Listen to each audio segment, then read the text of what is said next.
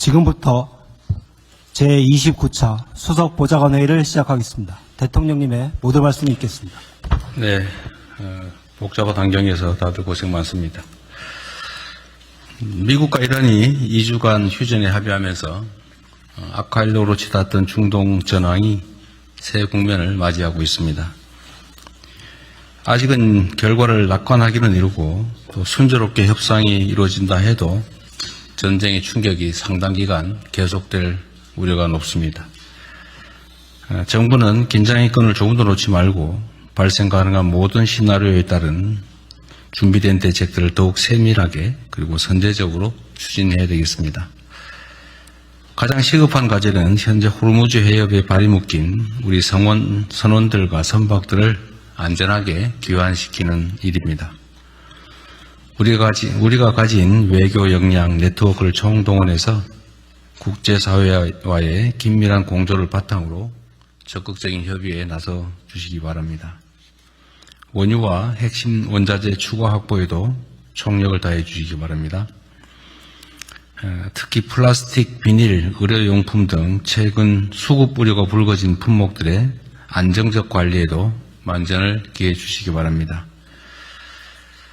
중동 전쟁이 언제 어떤 방식으로 마무리되든 전쟁 이전과 이후는 분명하게 전혀 다른 세계가 열리게 될 것입니다.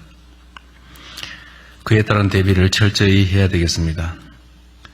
에너지 수급처의 다변화, 또 재생에너지 중심 사회로의 전환, 산업구조 혁신에 속도를 내고 초인공지능과 차세대 SMR, 인공지능 로봇 등 미래 성장 동력 육성에도 더욱 박차를 가해야 될 것입니다.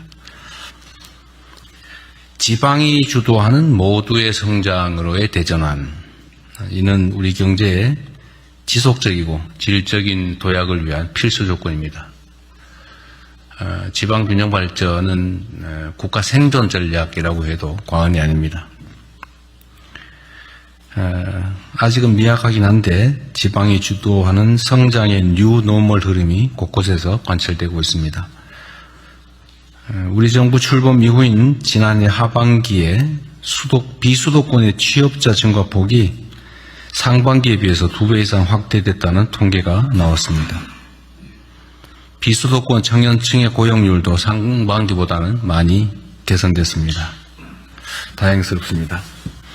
이런 흐름을 경제 전반으로 더욱 확산시켜야 합니다.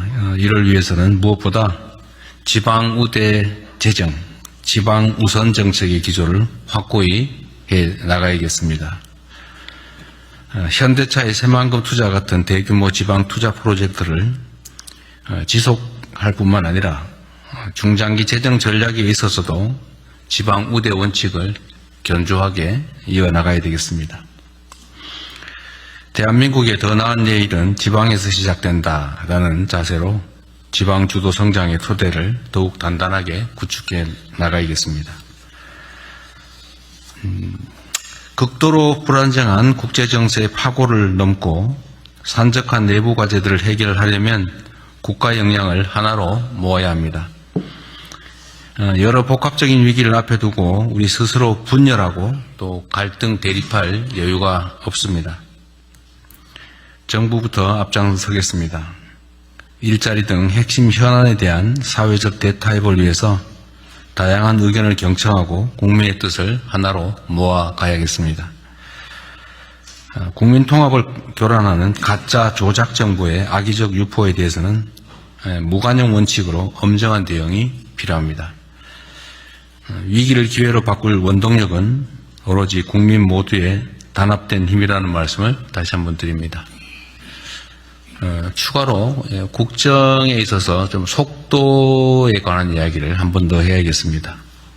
제가 지금 오면서 잠깐 생각해 보니까 우리가 이렇게 일할 시간이 4년 1개월 남짓밖에 안 남았더군요. 시간이 짧긴 하지만 우리가 국정의 속도를 2배로 올리면 9년 2개월이 남는 거죠.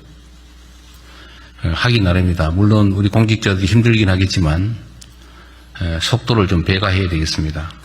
뭘 하더라도 뭔 계획을 하기만 하면 기본적으로 6개월, 1년 그리고 그거다 뭐 추후 행정 절차 어쩌고 저쩌고 하면 또 뭐 1년, 2년 되게 그러던데 그렇게 해가지고야 어느 세월에 이 격변의 시기를 우리가 견뎌내겠습니까?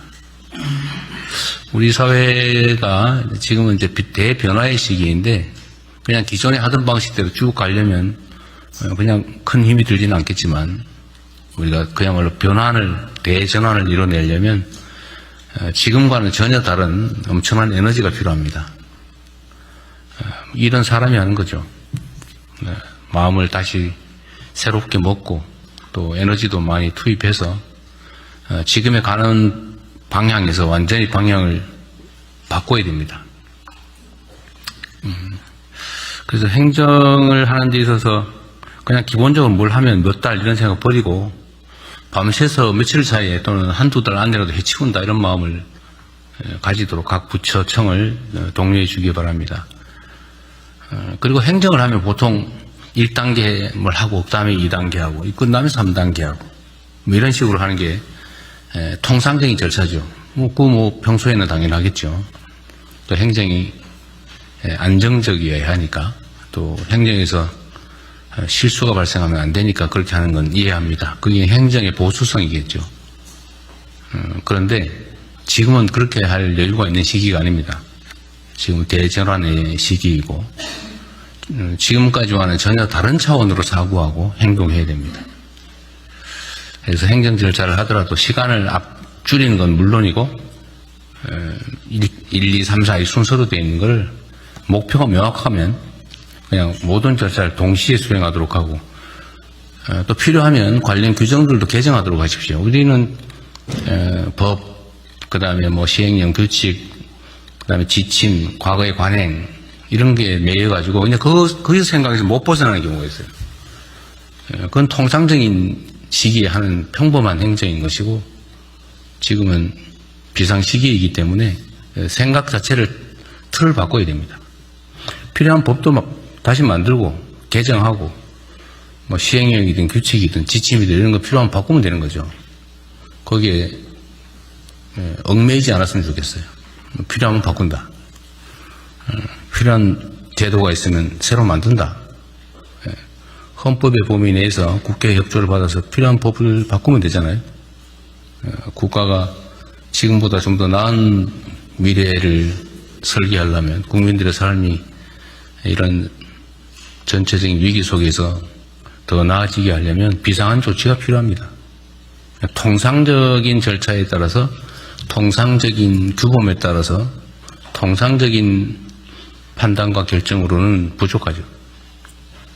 그래서 지금까지도 뭐 속도를 내서 잘해왔던 게 사실인데 지금보다 좀 더 노력을 배가해 주시길 바라고 특히 좀 사고를 좀 바꿨으면 좋겠습니다.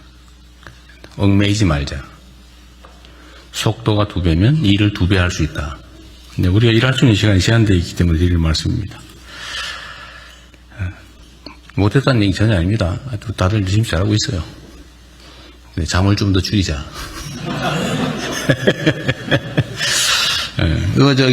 우리 청와대도 그 포괄임금제 너무 하지 마세요. 그 누구 담당인지 모르겠는데 연장, 야근, 휴일, 주말 뭐 이런 거 근무하면 제대로 대가를 지불하도록 하십시오. 그리고 말이에요. 우리 정책실장 공무원들 그런 거 있죠. 월 최고 한도라는 게 있죠. 초과 근무 한도가 있죠. 그게 물론 이제 초과 근무할 필요가 없는 사람들이 쓸데없이 초과 근무할 경우를 대비해가지고 만들어 놓은 거잖아요. 그래서 그건 마치 이제 당연히 그 시간을 채워서 그 보상을 해주는 걸로 알고 있더라고요, 되게. 그러니까 꼭 야근 안 해도 되는 사람, 주말 근무 안 해도 되는 사람들이 그 시간만큼은 또 하는 경향이 없지 않아요? 각 부처들이 대체적으로 그렇죠. 그 문화도 좀 바꿔야 되겠어요. 서로 믿어주고 진짜 필요한 사람은 더 일하게 하고 대신 관리 감독을 잘하면 되지 그걸 제한을 해놓고 쓸데없이 안 해도 될 사람이 그 시간 다 초과 근무하고 해야 될 사람은 그 이상 하면서도 그 인정도 못 받고 그게 이상한 것 같아요. 그건 개선책을 좀 만들어 보시면 좋겠습니다. 예, 인사혁신자하고 예, 네, 말을 하겠습니다. 네, 이상입니다.